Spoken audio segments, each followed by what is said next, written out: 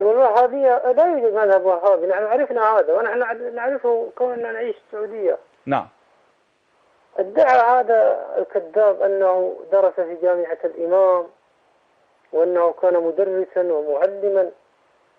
والله إن لي أخ يعمل في جوازات مدينة منورة. نعم. فأعطيته الاسم كاملا، عصام علي يحيى العماد. فما وجد له تأشيرة دخول إلى البلد قط. نعم. فكيف يدعي أنه دخل إلى البلد وأنه درس ثم كشف بعد ذلك أنه أصلا ليس سنيا. نعم. أنه زيديا وغيره ناهيك كثير يا أخي كثير. ونحن نشكر قناة صغر الحقيقة.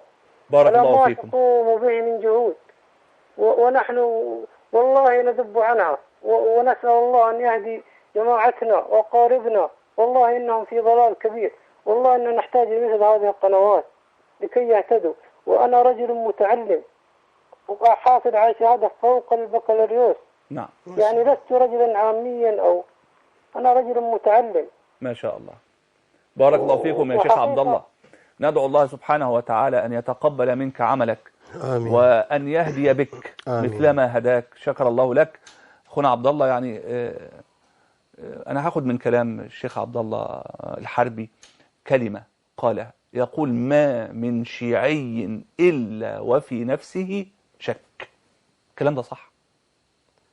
صح. غالبيتهم يعني متردد، حتى ينحرج يا أخي. عنده أصحاب من أهل السنة فعندنا ما شاء الله شباب أهل المدينة واعين يعني. فمسايبينهم براحتهم يعني. ما يسووا عنف معاهم ولا، كله بحكمة. نعم.